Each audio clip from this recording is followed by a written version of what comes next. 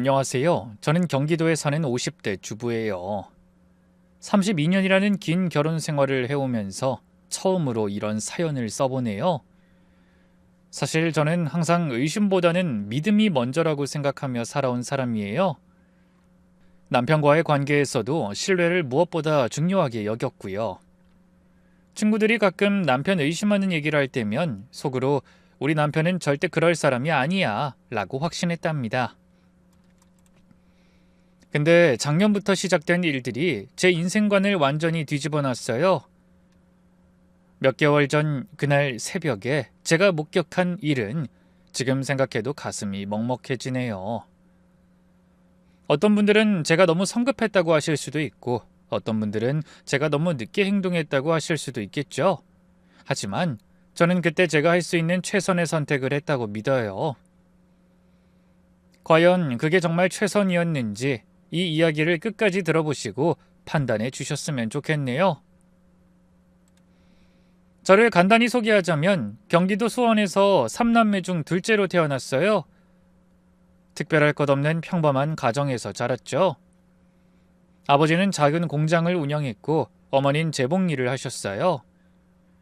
전문대에서 경영학을 전공하고 졸업 후에는 지역은행에 취직했답니다. 5년 정도 일했는데 그땐 정말 열심히 살았어요. 아침 일찍 출근해서 저녁 늦게까지 일하고 주말에도 자격증 공부하느라 바빴죠. 결혼하고 나서부터 상황이 달라졌어요. 시아버지가 편찮으셔서 간병이 필요했고 시어머니도 연세가 있으셔서 며느리 손이 필요했거든요. 남편과 상의 끝에 제가 직장을 그만두기로 했어요. 그때 남편이 그렇게 말했던 게 아직도 기억나네요. 당신이 그만둬도 내가 열심히 벌어서 우리 가족 먹고 살게 할게. 다행히 남편은 그 약속을 정말 잘 지켜줬어요. 저도 전업주부가 된 후로는 온 힘을 다해 살림을 했죠. 두 딸과 막내 아들, 이렇게 세 아이를 키우면서도 틈틈이 부업을 했거든요. 반찬 가게를 운영하기도 했고 아이들 학원 차량 운전도 했어요. 그러다가 3년 전에 시아버지가 돌아가셨고 작년엔 시어머니가 치매 진단을 받아 요양병원에 모시게 되면서 병원비 부담이 커졌죠. 거기다 막내가 서울에 있는 대학교에 입학하면서 교육비도 만만치 않게 들었고요. 그래도 남편이 과장으로 승진하면서 월급이 올랐다고 해서 크게 걱정은 안 했어요. 남편이 돈 걱정은 하지 마. 내가 다 알아서 할게. 라고 말했거든요. 저는 그 말을 철석같이 믿었죠. 성실한 남편을 의심할 이유가 있었겠어요? 남편 얘기를 좀 더 해볼게요. 남편과는 제 대학 선배 소개로 만났어요. 선배가 교회 청년부에서 만난 사람인데 정말 성실하고 좋은 사람이라고 극찬을 하더라고요. 아직도 첫 만남 때를 기억해요. 수원역 근처 조그만 커피숍에서 만났는데 남편이 30분이나 일찍 와서 기다리고 있더라고요. 일찍 오셨네요? 아, 네. 처음 오는 곳이라 길 헤맬까봐 일찍 나왔는데 생각보다 빨리 도착했어요. 수줍게 웃던 그 모습이 참 듬직해 보였어요. 그 당시 남편은 신입사원이었는데 매일 야근에도 불평 한마디 없는 사람이었어요. 데이트하면서도 늘 제 일정에 맞춰주고 약속 시간에 단 한 번도 늦은 적이 없었죠. 연애 2년 동안 정말 한결같았어요. 제 생일이나 기념일은 물론이고 제가 좋아하는 꽃이 뭔지, 싫어하는 음식이 뭔지까지 다 기억하고 있었답니다. 친정 부모님도 저에게 변함없이 하는 모습을 보며 남편을 무척 마음에 들어 하셨어요. 민수는 보면 볼수록 정말 믿음직한 것 같아. 너 복 받았다. 신혼 초기 우리는 수원 외곽의 작은 월세방에서 시작했어요. 보증금 500만 원에 월세 30만 원짜리 투룸이었죠. 지금 생각하면 정말 좁고 불편한 곳이었는데 그땐 그렇게 행복할 수가 없었어요. 여보, 10년만 기다려. 10년 안에 내가 우리 집 장만할 거야. 그런 거 신경 쓰지 마. 당신이랑 같이 있으면 여기가 천국이지. 그런 대화를 나누며 꿈을 키워갔죠. 그리고 정말 10년 만에 32평 아파트를 장만했어요. 계약하던 날 남편이 갑자기 눈물을 흘리더라고요. 왜 울어? 미안해서 더 빨리 집 장만해주고 싶었는데. 괜찮아. 이것도 정말 빠른 거지. 그렇게 아껴서 안 쓰고. 당신 정말 대단해. 그때 남편을 안아주면서 저도 같이 울었어요. 무뚝뚝하지만 가족을 위해서라면 뭐든 하는 사람. 그게 제가 아는 남편이었어요. 작년 가을부터였어요. 남편이 눈에 띄게 달라지기 시작한 게요. 처음엔 회사 일이 많아서 그런가 했죠. 근데 시간이 지날수록 이상한 점들이 하나둘씩 늘어났어요. 여보, 오늘도 안 들어와? 대체 무슨 일이 그렇게 많아? 미안, 긴급 프로젝트가 생겨서 회사에서 밤새야 할 것 같아. 이런 대화가 일주일에 서너 번은 있었어요. 처음엔 이해했죠. 남편도 50대 후반인데 회사에서 살아남으려면 젊은 사람들보다 더 열심히 해야 한다고 생각했거든요. 그런데 점점 외박이 잦아졌어요. 금요일마다 거래처 접대라며 새벽에 들어오거나 아예 집에도 안 들어오는 날도 많았고 주말에도 긴급 회의라며 나가기 일쑤였죠. 어느 날 새벽이었어요. 남편이 살금살금 들어와서 바로 샤워실로 들어가는 소리에 저도 모르게 잠이 깼어요. 근데 이상하게 향수 냄새가 진동하더라고요. 남편은 평소에 그런 향수를 독하다면서 절대 안 뿌리는 사람인데 말이죠. 어디 갔다 와? 깨웠어. 미안, 회식이 늦게 끝났어. 어떡해. 향수 냄새 나는데? 이 시간까지 누구랑 있었어? 2차로 노래방 갔는데 거기 향이 너무 진해서 배웠나 봐. 뭔가 석연치 않았지만 그냥 넘어갔어요. 솔직히 남편을 의심하고 싶지 않았거든요. 그 일을 시작으로 한 달쯤 지났을까요? 남편이 갑자기 외모에 신경을 쓰기 시작했어요. 새 옷을 사입고 평소 안 하던 머리 염색도 했죠. 왜 갑자기 머리를 염색해? 돈 아깝다고 절대 안 한다더니. 회사에 젊은 애들이 많이 들어와서 너무 늙어 보이면 안 되잖아. 그것도 그럴 수 있다고 생각했어요. 하지만 가장 이상했던 건 남편에게 입버릇처럼 붙은 피곤하다는 말이었어요. 같이 맥주라도 한잔하자고 해도 번번이 거절했거든요. 오늘은 정말 피곤해. 미안. 당신 요즘 맨날 피곤하다고만 하네. 나하고 맥주 한잔 마시는 것도 싫어? 체력이 예전 같지 않아서 그래. 나도 나이 들어서 그런가 봐. 이해해줘. 그동안 한 번도 이런 적 없었는데 갑자기 달라진 남편이 낯설게 느껴졌어요. 뭔가 큰일이 일어날 것 같은 불안감이 들기 시작했죠. 결정적인 사건이 일어난 건 2달 전이었어요. 남편이 샤워하는 동안 휴대폰에 메시지가 왔는데 화면에 미리 보기가 떴거든요.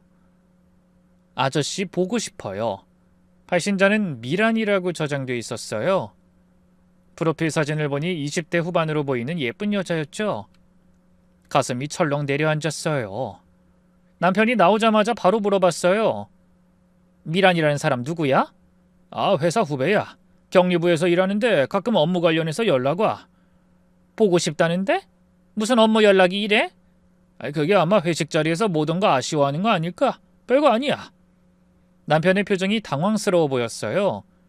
평소 거짓말 못하는 사람인데 그날은 확실히 뭔가를 숨기고 있다는 느낌이 들었죠. 그 이후로 남편은 휴대폰을 절대 손에서 놓지 않았어요. 화장실 갈 때도 들고 가고 잠잘 때는 베개 밑에 넣고 잤죠. 전화통화할 때면 꼭 베란다로 나가서 했고요. 불안한 마음에 카드 명세서를 확인해 보니 더 충격적인 사실들이 나왔어요. 백화점에서 명품 가방 구매, 화장품 세트, 여성 액세서리, 제가 받은 적 없는 물건들이었죠. 이거 뭐야? 누구 준 거야? 솔직히 말해. 회사 여직원들 퇴직 선물로 부서 대표로 내가 사서 줬어. 나중에 정산받을 거야.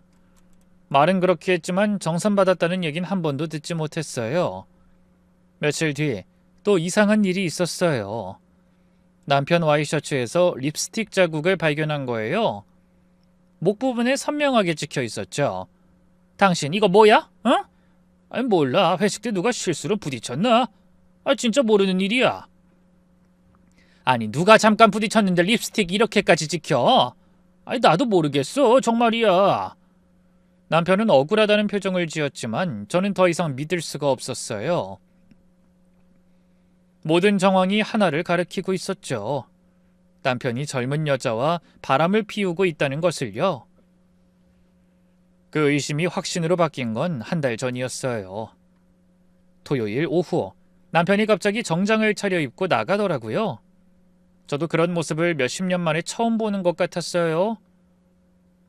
어디가? 거래처 사장님 댁에 초대받았어. 중요한 분이라 안 갈 수가 없네. 주말에도 또 일이야? 그런 자리면 나도 같이 가면 안 돼? 아니야, 그 임원들만 가는 자리라서 늦지 않게 들어올게. 더는 가만히 있을 수 없어 몰래 따라가 봤어요. 택시를 타고 조심스럽게 뒤를 밟았죠. 남편이 도착한 곳은 강남의 초호화 단독주택이었어요. 대기업 회장님이나 살 법한 엄청난 대저택이었죠. 높은 담장에 정원까지 마치 드라마에서 나오는 부잣집 같았어요. 남편은 경비원과 친한 듯 인사를 나누며 자연스럽게 들어갔어요. 과장님 또 오셨네요. 얼른 들어가세요. 네, 감사합니다. 또 오셨다고? 여길 자주 온다는 거야? 두 사람의 대화에 의심은 더욱 커졌어요. 그렇게 2시간쯤 기다렸을까요? 남편이 나왔는데 손에 고급 쇼핑백을 들고 있었어요. 유명 백화점 쇼핑백이었죠. 그리고 집에 와서 남편이 잠든 후 트렁크를 확인해봤어요. 쇼핑백 안에는 100만 원은 좋게 넘어 보이는 고급 와인과 명품 만년필 세트가 있었죠. 그런데 다음 날 그 선물들이 다락방에 숨겨져 있는 걸 발견했어요.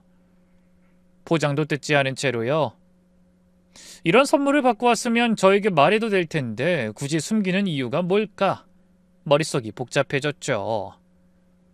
온갖 질문을 다 꺼내서 지워가다 보니 답은 딱 하나였어요. 남편이 젊고 돈 많은 여자를 만나고 있구나. 배신감에 온몸이 떨렸죠. 답답한 마음에 가장 친한 친구 은정이에게 털어놨죠. 확실하네. 네 남편 부잣집 젊은 여자한테 빠진 거야. 사설 탐정이라도 고용해봐. 정말? 네가 들어도 그 이유밖에 없는 것 같지? 맞다니까. 너 그러다가 아무 증거 없이 거짓에서 나올 수도 있어. 그 집 부자라며. 진짜 조심해. 괜히 가서 말하지 말고 증거부터 모아서 그때 싸워. 알았지? 친구 말을 듣고 증거라도 모아둘 생각으로 사설 탐정까지 알아봤지만 비용이 너무 비쌌어요. 한 달에 300만 원은 기본이라고 하더라고요. 그래도 진실을 알아야 한다는 생각에 직접 사무소를 찾아가 봤어요. 정확히 증거를 원하시면 최소 3개월은 지켜봐야 합니다. 미행, 도청, 사진 촬영까지 하면 한 달에 350만 원 정도예요. 하지만 법적으로 유효한 증거를 확보하려면 그 정도는 투자하셔야. 그 돈이면 막내 다음 학기 등록금을 낼 수 있고 시어머니 요양병원비도 몇 달은 걱정 없을 텐데. 큰딸이 결혼 준비한다고 했는데 조금이라도 보태줄 수도 있고요. 생각해보고 연락드릴게요. 사무소를 나오면서 한숨이 나왔어요. 주부인 제가 어디서 그런 큰 돈을 구하겠어요. 그렇다고 친정에 손 벌릴 수도 없고 그렇다고 아이들 미래를 포기할 수도 없었죠. 직접 증거를 잡는 수밖에 없겠네. 그때부터 남편의 일거수일투족을 감시하기 시작했어요. 어느 날 오후 남편이 회사에 간 사이 서재를 뒤지고 있었어요. 서랍 깊숙한 곳에서 작은 수첩을 발견했는데 거기엔 이상한 숫자들이 빼곡히 적혀 있었어요. 110-348-556. 이게 뭐지? 계좌번호 같은데? 그 밑에는 M-매월 15일이라고 적혀 있었고요. 가슴이 쿵쾅거렸어요. 딱 봐도 M은 분명 그 여자를 뜻하는 것 같았거든요. 손이 떨렸지만 침착하게 인터넷 뱅킹에 접속해봤죠. 남편 공인인증서 비밀번호는 알고 있었거든요. 계좌 조회를 해봤더니 역시나였죠. 김미란, 진짜 그 여자가 맞았네. 예금주 이름이 정확히 김미란이었어요. 이체 내역을 확인해보니 더 충격적이었죠. 매달 15일마다 200만 원씩 자동 이체가 되고 있었어요. 그것도 6개월째요. 다리에 힘이 풀려 그 자리에 주저앉았어요.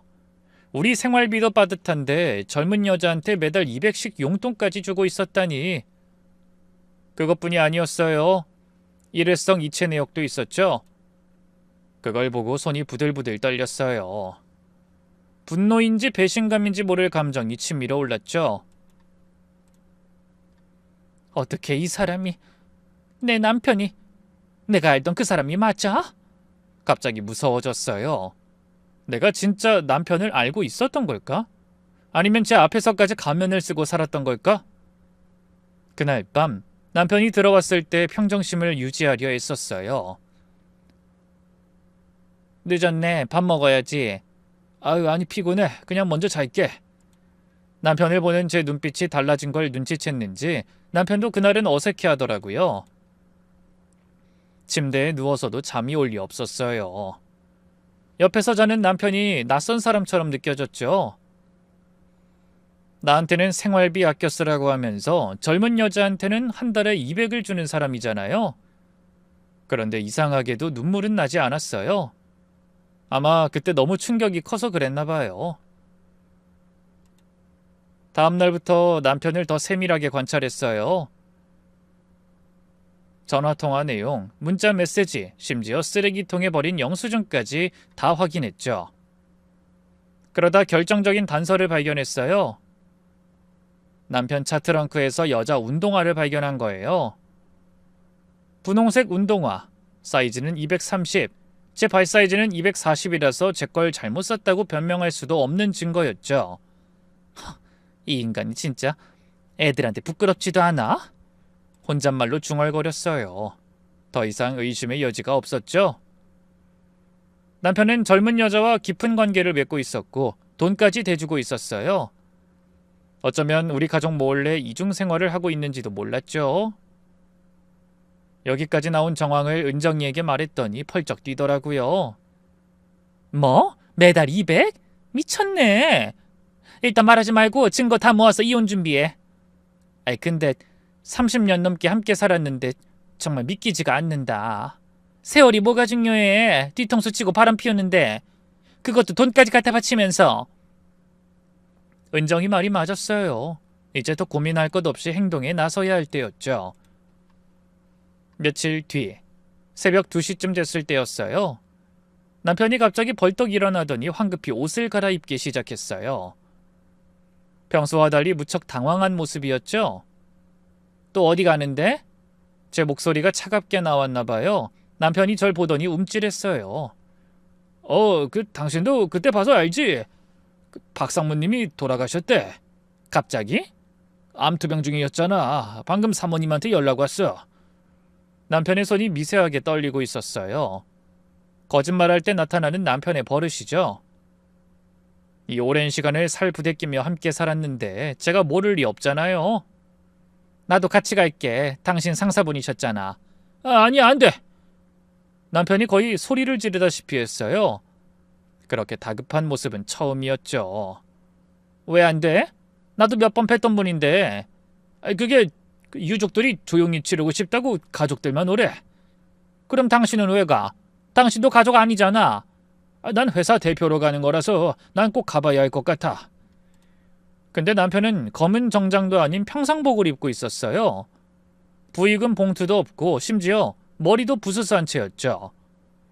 순간 장례식장이 핑계가 아닌 생각이 들었어요. 근데 정장도 안 입고? 부의금은 안 챙겨? 급하게 가야 해서 부의금은 나중에 회사에서 모아서. 거짓말 좀 적당히 해. 사람을 바보로 알아? 순간 참고 있던 감정이 폭발했어요. 대체 뭘 그렇게 숨기는 거야? 이 새벽에 또 어딜 가는데? 누굴 만나는 건데? 무슨 소리야? 정말 장례식장 가는 거라니까. 누굴 만나? 그럼 나도 같이 가면 되잖아. 왜 막아? 아니 왜 이래? 내가 거짓말할 사람으로 보여? 남편이 역정을 내는 게 수상했어요. 평소엔 절대 목소리를 높이지 않는 사람이거든요. 당신 요즘 얼마나 수상한지 알아? 새벽에 들어오고 전화는 다 몰래 받고. 이 일 때문이라고 했잖아. 어떻게 하나하나 밖에 일을 내가 다 말해? 일? 그래, 중요한 일이겠지. 미란이라는 젊은 여자 만나는 일. 남편의 얼굴이 하얗게 질렸어요. 뭐? 무슨? 다 알아! 매달 200만 원씩 보내는 것도 선물 사주는 것도. 그게 아니야. 뭐가 아니야? 내가 당신 아내인 게 부끄러워? 그래서 젊은 여자 만나는 거야? 제 목소리가 울먹이기 시작했어요. 옛날 생각에 분하고 억울해서 눈물이 났죠. 내가 당신 뒷바라지하고 애들 키우고 시부모 모시느라 내 인생 다 바쳤는데. 여보, 진정해. 진짜 오해야. 근데 내가 지금은 정말 가봐야 돼서. 가라고! 누가 말인데? 그 여자한테 가든지 어딜 가든 마음대로 해! 남편은 뭔가 더 말하려다가 입을 다물었어요. 그리고는 현관문을 열고 나가버렸죠. 정말 장례식장이야. 나중에 다 설명할게. 문이 닫히기 전에 들린 남편의 마지막 말이었어요. 저는 거실 소파에 주저앉아 한참을 울었어요. 그러다 갑자기 오기가 생겼죠. 좋아, 오늘 다 확인하는 거야. 당신이 누굴 만나는지 어디서 뭘 하는지. 10분 후 저도 검은 옷을 입고 집을 나섰어요. 택시를 잡아타면서 남편 차를 발견했죠. 다행히 그리 멀지 않은 곳에서 신호대기 중이어서 따라잡을 수 있었어요. 아저씨, 저 앞에 검은색 중형차 보이시죠? 저 차 좀 따라가 주세요. 택시기사님이 백미러로 제 얼굴을 슬쩍 보더라고요. 아마 울어서 엉망이었겠죠. 남편 차를 쫓는데 심장이 터질 것처럼 뛰었어요. 처음으로 남편을 의심하고 미행하고 있다니. 제 인생이 이렇게 될 줄은 정말 몰랐어요. 저는 속으로 빌고 또 빌었죠. 제발 장례식장이 아니게. 장례식장이게. 아니야, 뭐가 됐든 진실을 알고 싶어. 머릿속이 복잡했어요. 남편이 정말 바람을 피우고 있다면 그럼 바로 이혼을 해야 하나. 여태 함께 산 정을 어떻게 하지? 우리 아이들은? 아픈 시어머니는? 예상과 달리 남편의 차는 정말로 시내 대형 병원 장례식장으로 향했어요. 진짜 장례식장이네? 아니야. 장례식장을 핑계로 여자를 만나는 걸 수도. 순간 안도감이 들었다가 다시 의심이 생겼어요. 남편이 차를 세운 곳은 정문이 아니었거든요. 건물 뒤편 직원 주차장 같은 곳이었어요. 여기서 그냥 내려주세요. 택시 요금을 급하게 내고 뛰어내렸어요. 남편은 이미 차에서 내려 건물 후문으로 들어가고 있었죠. 그런데 왜 정문으로 안 가고 조문객이 후문으로 가는지 이상했어요. 가슴이 다시 두근거리기 시작했죠. 조심스럽게 남편을 따라 건물 안으로 들어갔죠. 후문으로 들어가니 어두운 복도가 나왔어요. 병원 특유의 소독약 냄새와 함께 묘한 향냄새가 섞여 있었죠. 장례식장 특유의 그 냄새요. 남편은 복도를 빠르게 걸어가고 있었어요. 마치 이곳이 너무 익숙한 사람처럼 걸음에 망설임이 하나도 없었죠. 저는 뒤따르면서도 계속 생각이 끊이질 않았어요. 자주 와본 곳인가? 설마 여기서까지 그 여자를 만나는 거야? 남편이 엘리베이터를 탔어요. 층수를 확인하려고 가까이 갔는데 문이 닫히기 직전에 봤어요. 지하 1층 버튼에 불이 들어온 걸 말이죠. 그런데 장례식장은 보통 2층이나 3층에 있는데 지하로 내려가는 게 더욱 수상했어요. 저도 재빨리 계단을 찾아 뛰어내려갔죠. 다리가 후들거렸지만 멈출 수 없었어요.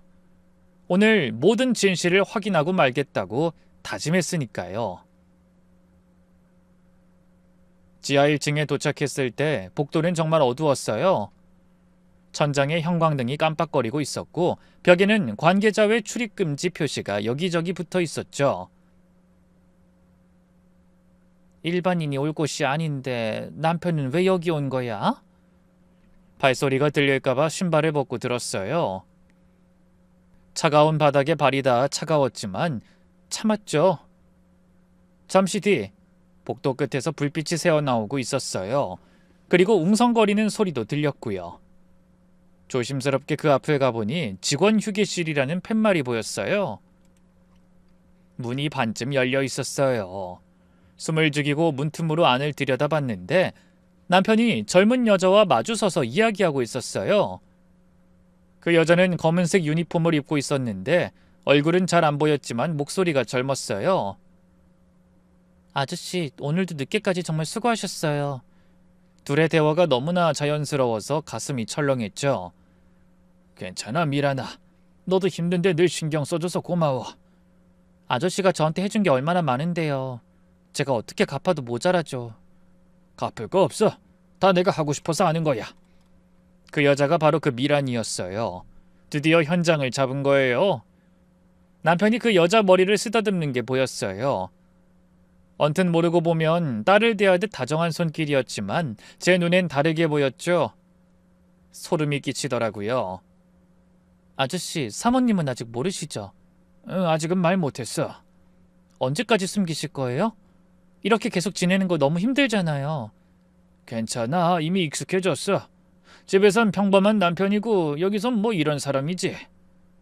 그래도 매일 새벽에 나오면 언젠간 들킬 거예요. 조심하면 돼. 장례식은 핑계였던 거예요. 정말로 거짓말이었어요. 박상무님 장례식은 다 핑계고 이 여자를 만나러 온 거였어요. 바람을 피우니 살아있는 사람 죽이는 것도 아무렇지 않은 일이 되는 모양이었죠. 그 여자가 남편에게 바짝 다가섰어요. 아저씨가 저한테 너무 잘해주셔서 정말 어떻게 갚아야 할지. 보답 같은 거 생각하지 마. 그저 네가 행복하면 그걸로 충분해. 아저씨, 정말 고마워요. 전 정말 아저씨 같은 사람 처음 봐요. 나도 너 같은 애 처음 봐. 내 딸보다 어린 여자한테 너 같은 애라니 온몸에 소름이 돋았어요. 그 순간 제 심장이 멈추는 것 같았어요. 저 어린 것이 내 남편한테 꼬리를 치는구나. 네, 먼저 나갈게요. 아저씨는 2분 후에 나와요. 같이 나가면 수상하니까. 여자가 남편의 팔을 가볍게 터치하는 게 보였어요. 그 순간 머리가 하얗게 변했죠. 여자가 먼저 나가라고 하는 걸 보고 급히 숨었어요. 전 어떻게든 그 여자의 얼굴을 제대로 한 번은 봐야겠다는 생각뿐이었죠. 3분 정도 지나 여자가 복도로 나왔어요. 20대 후반으로 보이는 예쁜 얼굴이었어요. 긴 머리를 단정하게 묶고 화장은 연하게 했지만 젊음이 그대로 드러나는 얼굴이었죠. 저런 애를... 어떻게 저런 딸 같은 어린애를 만날 수가 있어? 아내랑 가족은 다 뒷전이고 어떻게 저런 어린 여자한테 위로하고 돈까지 대주고 점점 이성을 잃어 눈앞까지 흐려지는 것 같았죠. 몇 분 뒤에 남편도 뒤따라 나왔는데 평상복 위에 뭔가를 걸치고 있었어요. 어두워서 잘 안 보였지만요. 전 계속 그들을 따라 복도를 걸었죠. 엘리베이터를 타고 올라가는 둘을 보고 다시 계단으로 뛰어올랐죠. 오늘 결혼 생활은 다 끝이란 생각밖에 없었어요. 현장을 잡아서 잡아뗄 수 없게 만들 작정이었죠. 그래서 3층에서 무슨 일이 일어나는지 확인해야 했어요. 3층에 도착했을 때 숨이 차서 헉헉거렸어요. 복도가 어두웠고 특실 쪽에서 희미한 불빛이 보였죠. 저것들이 저기서 또 무슨 짓을 하려고... 정말 끝까지 가는 거야? 분노로 앞이 제대로 보이지 않았어요. 들키지 않으려고 조심스럽게 걸어가다가 복도에 놓인 뭔가에 발이 걸렸어요. 악! 제 비명소리와 함께 쿵 하는 소리가 났어요. 복도에 세우던 관 운반대에 제가 부딪힌 거였죠. 운반대가 쓰러지면서 엄청난 굉음을 냈어요.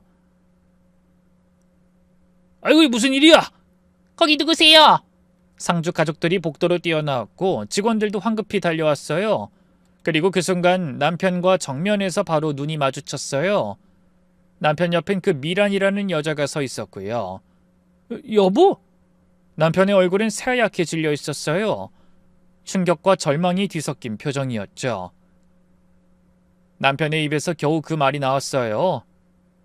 전 그동안 쌓였던 모든 감정이 폭발했어요. 여보? 지금 나한테 여보라고 할 자격이 있어? 제 목소리가 장례식장 전체에 울려 퍼졌어요. 시간이 멈춘 것 같았거든요. 상주들의 웅성거림도 직원들의 당황한 목소리도 들리지 않았죠. 오직 남편과 저 둘만 존재하는 것 같았어요. 누가 보든 말든 상관없었어요. 이미 이성을 잃은 상태였거든요. 설명할게. 다 설명할게. 남편이 떨리는 목소리로 말했어요. 어떻게 나한테 이럴 수 있어? 여보 잠깐만, 여기서 이러면 뭐 창피해? 아니면 저 여자 앞에서 내가 나타난 게 창피해? 미란이를 가리키며 소리쳤어요. 그 여자는 당황한 표정으로 뒤로 물러섰죠. 매달 200만 원, 우리의 등록금도 빠듯한데 저 여자한테 매달 돈까지 보내지? 뭐? 아이, 그게 아니야. 아니야? 내가 계좌도 확인했고 선물 산 것도 다 알아. 저 여자 집도 드나들고. 눈물이 쏟아졌어요. 분노와 배신감, 서러움이 뒤섞여서 앞이 제대로 보이지 않았죠. 내가 뭐가 부족해서? 너무 늙어서? 아, 그래서 저런 어린애한테 빠진 거야? 사모님 오해예요. 그런 사이 아닙니다. 미란이 급하게 말했지만 전 그런 애 말은 듣고 싶지도 않았어요. 오해? 누가 누구한테 사모님이야? 이 뻔뻔한 게 그 입 안 다물어? 여보 제발, 이건 정말 오해야. 남편이 절박하게 말했지만 저는 멈출 수 없었어요. 박상무님 장례식이라면서 저 여자 만나려고 장례식 핑계까지 댄 거잖아? 아니야, 정말 박상무님은... 그때였어요. 박상무 부인이 빈소에서 나오셨어요. 무슨 이런 일이... 소란이... 어머, 정 과장님? 박상무 부인이 남편을 발견하고 위아래로 훑어보더니 놀란 표정을 지었어요. 저는 박상무 부인을 보자 더욱 분노가 치밀어 올랐어요. 사모님 이 인간 좀 보세요. 박상무님 돌아가셨다고 거짓말하고선 여기서 젊은 여자랑 이러고 있었네요. 멀쩡한 상무님 팔아서 불륜이나 저지르고 부끄럽지도 않아? 어? 당신 사모님께 미안하지도 않냐고? 제 목소리가 더욱 커졌어요. 그때 박상무 부인이 깊이 고개를 숙이며 말했어요. 사모님, 우리 남편 정말 돌아가셨어요. 어젯밤에. 네? 그럼 왜 이 시간에 여기서... 저는 혼란스러웠어요. 근데 박상무 부인의 다음 말이 더 충격적이었죠. 근데 과장님이 왜 그 옷을... 저도 그제야 제대로 다시 남편을 봤어요. 근데 남편이 평상복 위에 걸쳐 입은 게 유니폼이었던 거예요. 장례식장 직원들만 입는 유니폼이었죠. 뭐야, 그 옷은? 여보 미안해. 내가 다 설명할게. 아저씨는 잘못한 거 없어요. 제가 설명할게요. 미란이가 앞으로 나섰어요. 아저씨는 6개월 전에 회사에서 명예퇴직 당하신 후로 여기서 일하고 계세요. 그리고 전 여기 직원이고 아저씨를 도와드리고 있을 뿐이에요. 뭐라고요? 다리에 힘이 풀렸어요. 명예퇴직은 또 뭐고 장례식장 직원이라뇨. 그 돈은 저희 어머니 병원비예요. 아저씨가 어머니 수술 때 보증서 주시고 매달 병원비 대신 내주고 계신 거예요. 저희 어머니가 간암이세요. 아저씨 아니었으면 저희 어머닌... 그 말을 하는 미란이의 눈에 눈물이 고였어요. 여보 미안해. 말하고 싶었는데 차마 말할 수가 없었어. 남편이 고개를 떨궜어요. 그 모습이 너무나 초라해 보였죠. 그게 무슨... 나 명예퇴직 당했어. 6개월 전에. 그리고 여기서 일하고 있어. 장례식장이 조용해졌어요. 상주들도 직원들도 모두 숨을 죽이고 우리를 바라봤죠. 왜? 근데 왜 나한테 말 안 했어? 제 목소리가 떨렸어요. 이번엔 분노가 아니라 미안함과 충격 때문이었죠. 당신한테, 아이들한테 이런 모습 보이고 싶지 않았어. 나이 50 넘어서 시체 나르는 일 한다고 어떻게 말해? 남편의 어깨가 떨리고 있었어요. 그 넓던 어깨가 이렇게 작아 보인 적이 없었죠. 젊은 사람들도 못하는 일인데 새벽 3시에 와서 아침 7시까지 운구하고... 저는 그 자리에 주저앉고 말았어요. 그 오랜 시간을 부부로 함께 산 남편이 몇 개월을 이런 일을 혼자서 하고 있었는데 저는 불륜을 의심하고 있었다는 게 너무 미안했죠. 미안해. 정말 미안해. 남편이 제게 다가왔지만 전 고개를 들 수가 없었어요. 부끄러움과 미안함에 얼굴이 화끈거렸어요. 그걸 본 박상무 부인이 다가와서 제 어깨를 두드렸어요. 정 과장님이 명예퇴직 후에도 우리 남편 병문안 꾸준히 오셨어요. 그것도 새벽 일 끝나고 오셔서 참 좋은 분이에요. 정 과장님은 아시잖아요. 장례식장에 모인 모든 사람들의 시선이 느껴졌어요. 하지만 전 남편만 바라봤죠. 장례식장 직원 유니폼을 입고 초라하게 서 있는 내 남편을요. 여보, 아니야, 내가 미안해. 정말 미안해. 누가 누구에게 미안한 건지 모를 말이 오갔어요. 그렇게 우리 부부는 처음으로 모든 것을 드러낸 채 서로를 마주했습니다. 뒤이어 남편은 저를 직원 휴게실로 데려갔어요. 다리가 풀려서 제대로 걸을 수도 없었죠. 그 미란이가 물을 가져다 줬지만 손이 떨려서 제대로 마실 수도 없었어요. 그럼 그동안 매일 새벽에 나간 게... 제 목소리가 갈라졌어요. 남편은 고개를 들지 못하고 있었죠. 미안해, 정말 미안해. 하지만 어떻게 말해야 할지. 왜 말 못하는데? 내가 남이야? 당신 아내야. 30년 넘게 같이 산 아내라고. 그러니까 더 못하겠더라. 당신이랑 아이들 앞에서 이런 일 한다고 어떻게... 남편의 목소리가 떨렸어요. 회사에서 명예퇴직 통보받던 날 하늘이 무너지는 것 같았어. 하루아침에... 왜? 당신한테 왜 그런 일이... 옆에 있던 미란이가 조용히 말을 보탰어요. 아저씨는 정말 억울하게 당하신 거예요. 회사에서도 진짜 인정받는 분이셨는데. 그만해 미란아. 이미 다 지난 일이야. 남편이 손으로 얼굴을 쓸어내렸어요.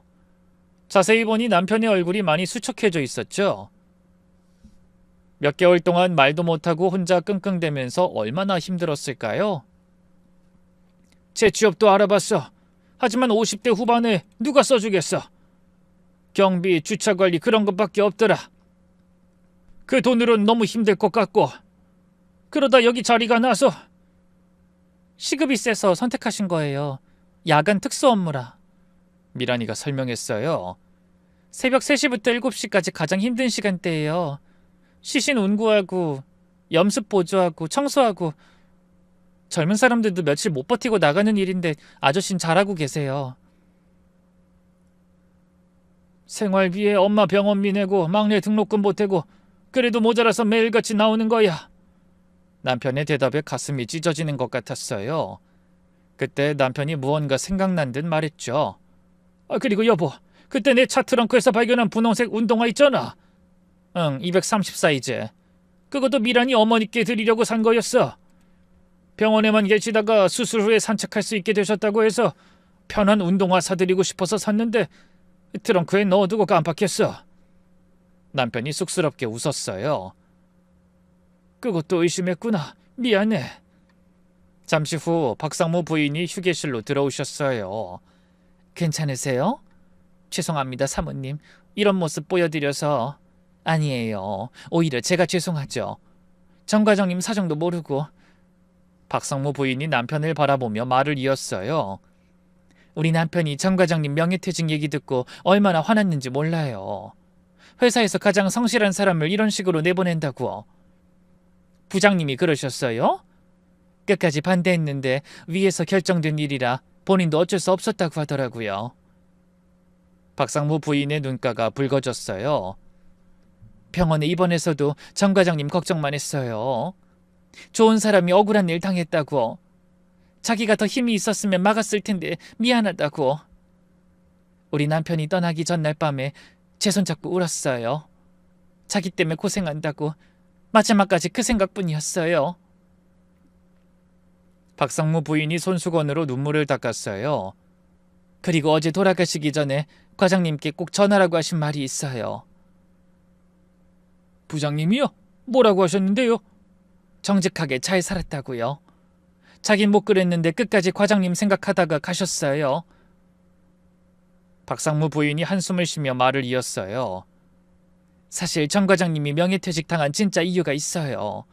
진짜 이유라뇨? 우리 남편이 죽기 전에 고백했어요. 회사에서 큰 비리가 있었다고. 상부에서 회사 자금 300억 원을 빼돌리는 프로젝트를 진행했대요. 회장님 모르게요. 300억을요? 네. 우리 남편도 어쩔 수 없이 그 일에 관여하게 됐고요. 근데 정 과장이 그걸 알고 거부하셨대요. 그리고 회장님께 직접 보고하려고 하셨다고. 그래서 이 사람이 갑자기 명예퇴직을... 남편이 고개를 들었어요.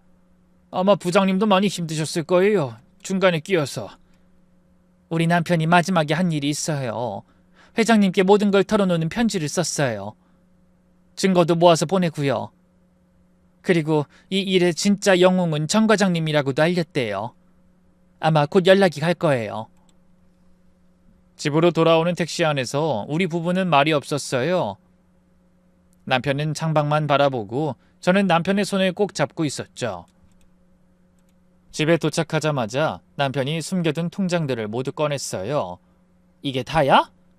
응, 그 장례식장에서 번 돈 통장, 회사 퇴직금 통장, 그리고 남편이 또 다른 통장을 꺼냈어요.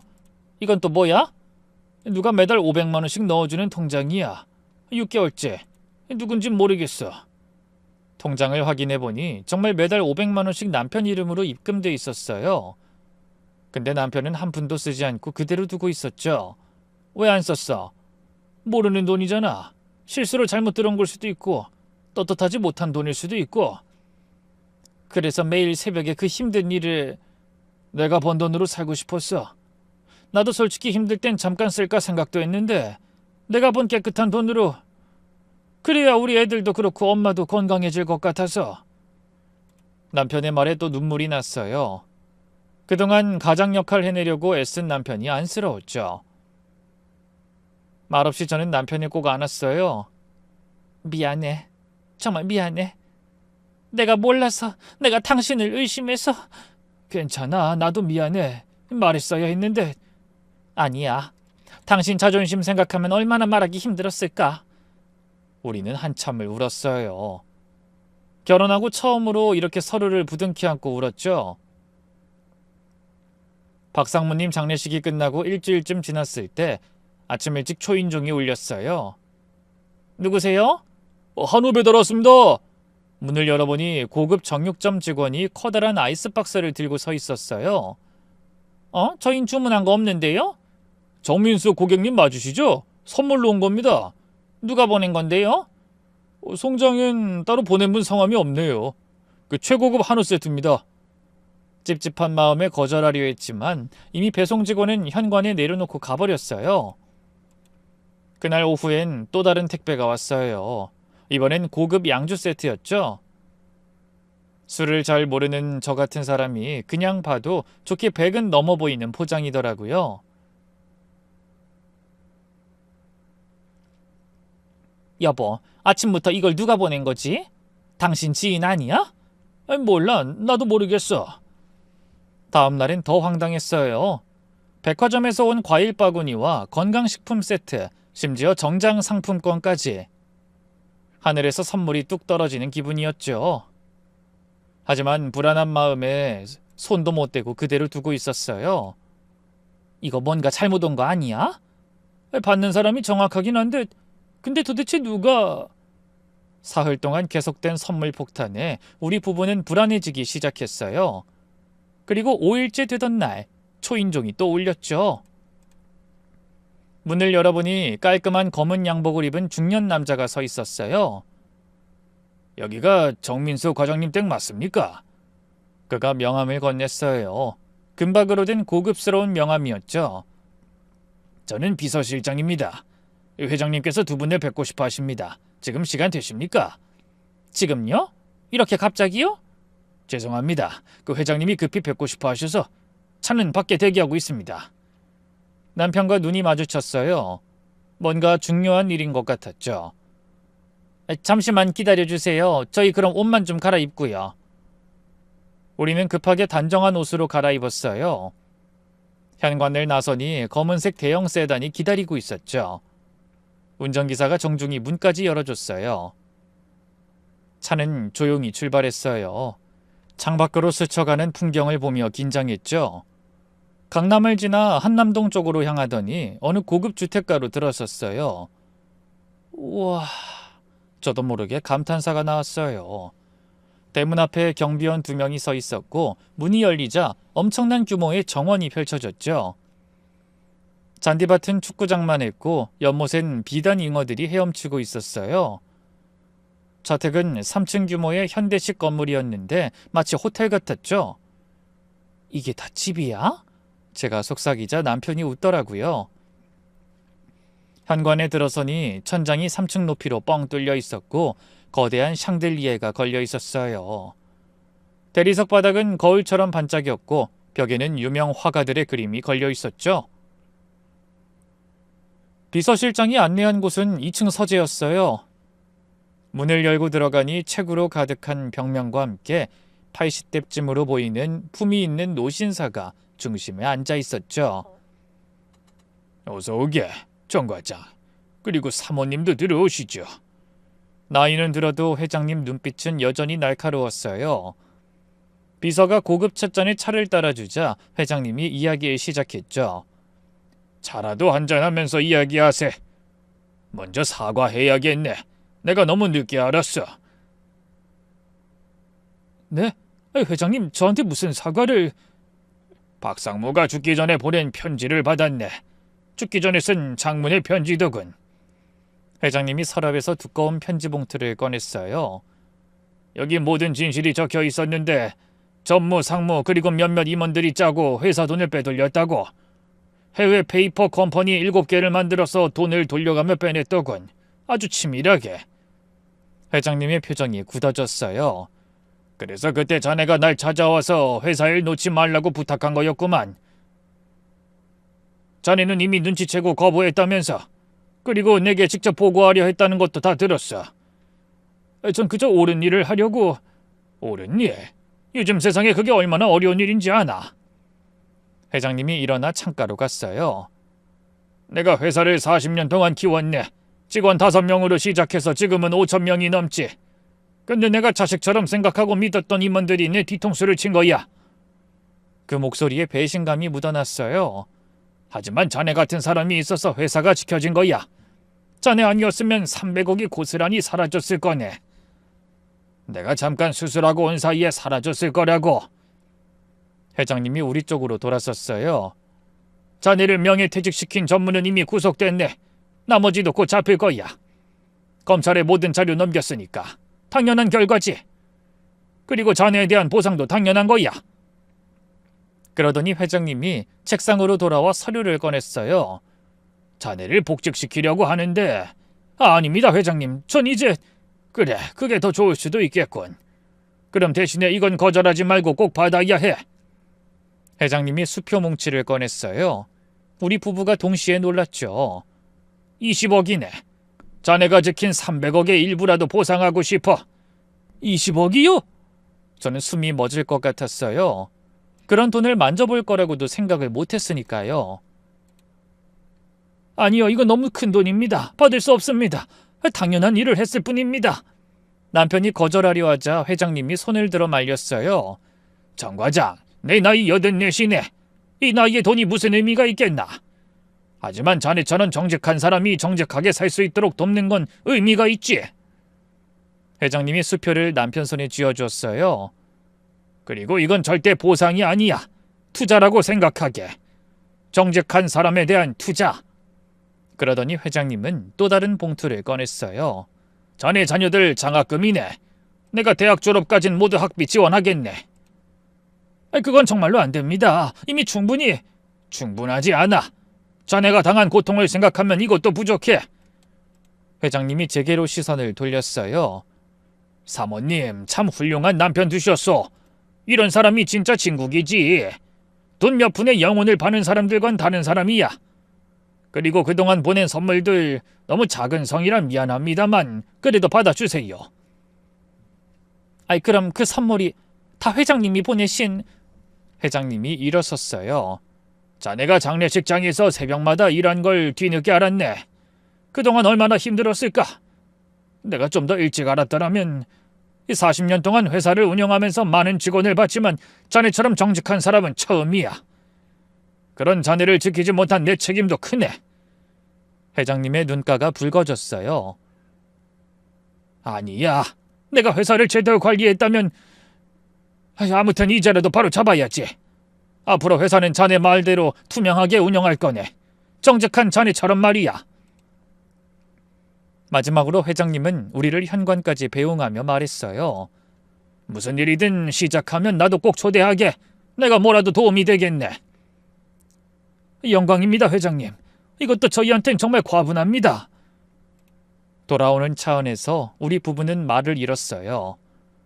20억이라는 거금이 든 봉투를 보며 실감이 나지 않았죠. 여보, 이거 진짜야? 꿈 아니지? 우리 평생 걱정 없이 살 수 있는 돈이잖아. 근데 여보, 난 그래도 계속 일할 거야. 정직하게, 당당하게. 그래야 애들도 배우지. 남편의 말에 손을 꼭 잡았어요. 우리가 그날 받은 건 돈이 아니었어요. 여태 정직하게 살아온 남편에 대한 인정이었고 우리 가족의 새로운 시작이었죠. 얼마 뒤 아이들을 집으로 모두 불렀어요. 큰딸, 둘째 딸, 막내 아들까지. 아빠가 너희들한테 할 말이 있다. 남편이 모든 걸 털어놨어요. 명예퇴직, 장례식장 일, 그리고 회장님 이야기까지.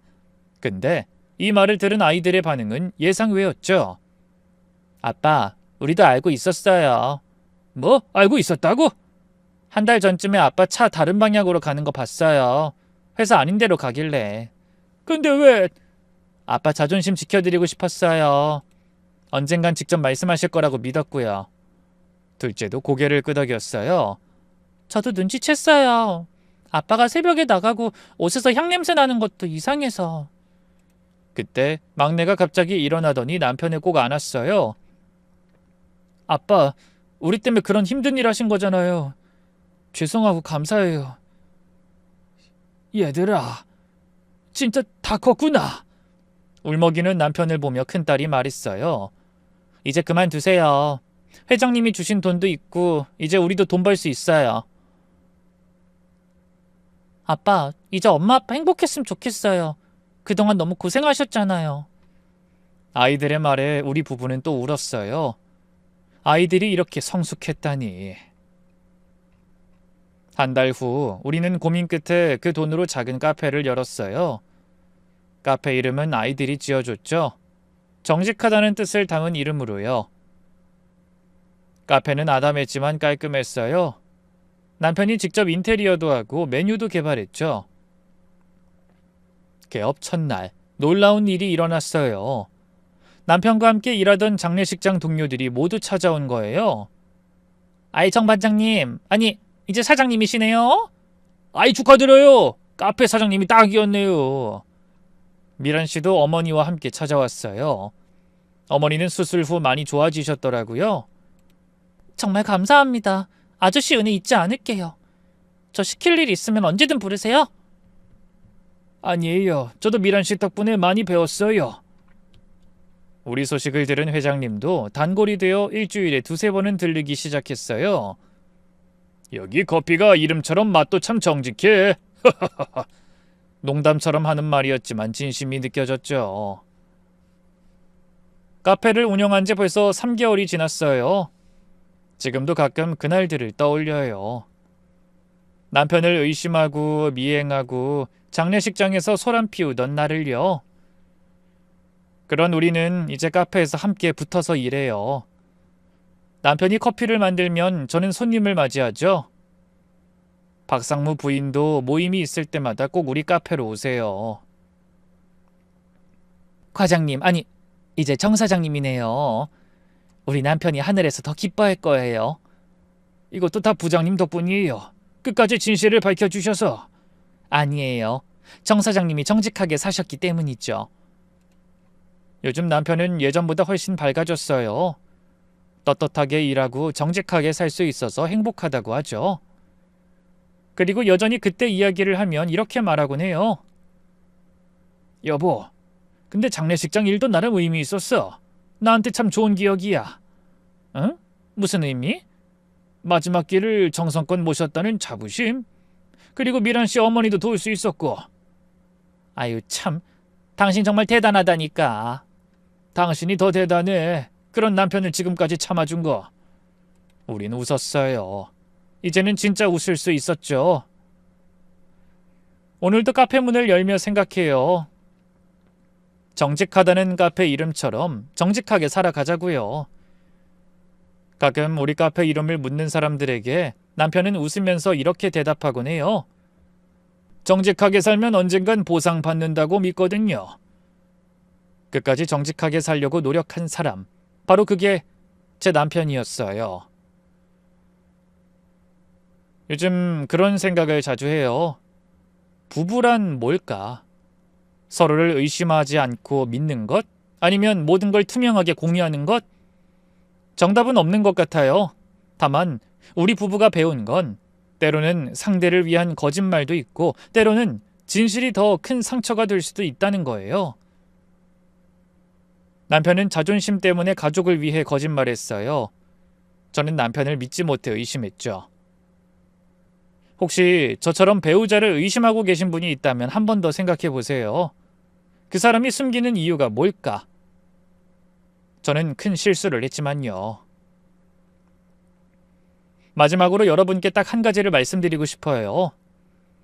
우리 남편처럼 가족을 위해 자존심을 버리고 묵묵히 희생하는 사람들이 있을 수 있다는 걸요. 그리고 무엇보다 서로를 믿는 것이 때로는 진실을 아는 것보다 중요할 수 있다는 걸요.